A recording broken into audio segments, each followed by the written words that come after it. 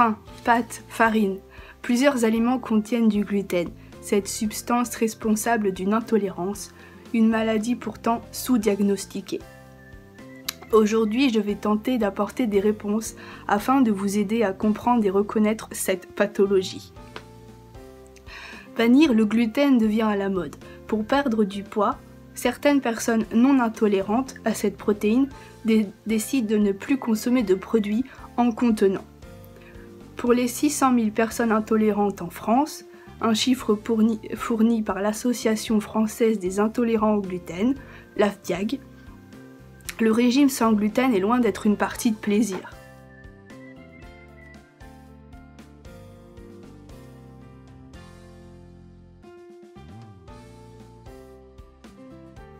À long terme, l'intolérance au gluten, aussi appelée maladie cœliaque, entraîne un ralentissement de la croissance chez l'enfant, mais aussi de la fatigue, l'ostéoporose, des maladies auto-immunes et des troubles neurologiques. Survenant à tous les âges, elle apparaît même dans 20% des cas après 60 ans.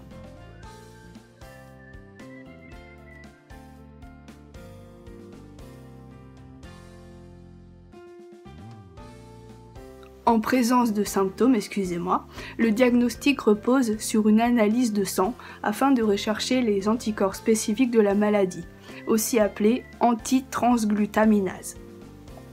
Ensuite, il est confirmé par des biopsies intestinales faites lors d'une endoscopie sous anesthésie générale.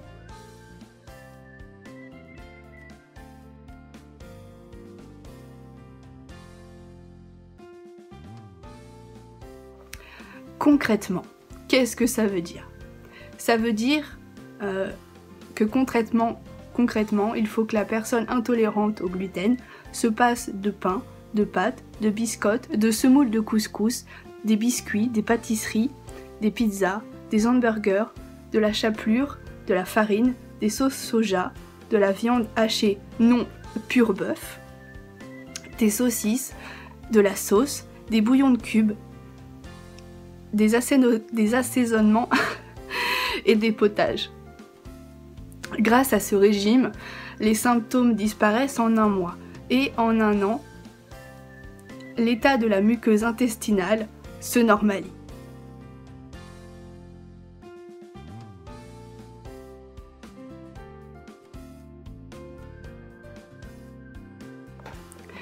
Il existe plusieurs aliments sans gluten comme les viandes, les poissons, les légumes frais et secs, les fruits, les œufs, le lait, le maïs et ses dérivés comme l'amidon, la farine et la polenta, mais encore le riz, la fécule de pomme de terre, le tapioca, le quinoa, le soja, le sarrasin, le teff, donc c'est une céréale venue d'Afrique, ainsi que tous les produits sans gluten.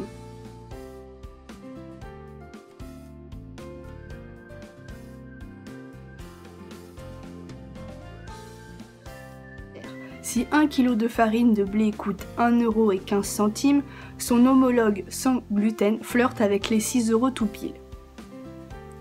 Mais comme l'alimentation est l'unique traitement existant, ils sont en partie pris en charge par l'assurance maladie depuis 1996.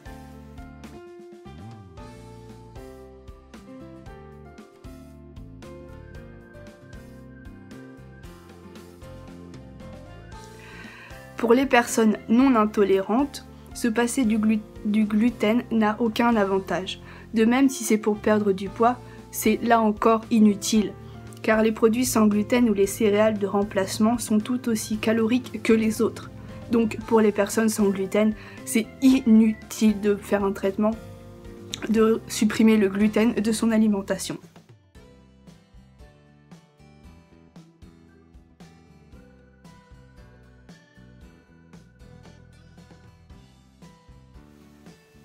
Aucune. Le gluten n'est pas indispensable à une alimentation équilibrée.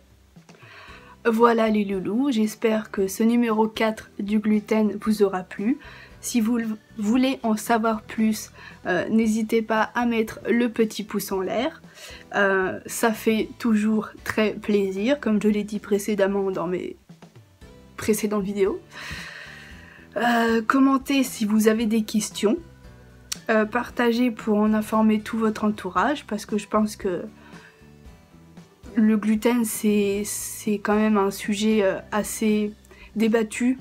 Voilà. Enfin bref, voilà. Et n'oubliez pas la petite cloche, la petite cloche pour recevoir toutes mes notifications. Et abonnez-vous, ça me touchera. Donc je suis vraiment désolée pour la voix que j'ai aujourd'hui. J'ai un peu la voix enrouée, vous savez. Donc voilà, voilà, je vous fais la bise les loulous.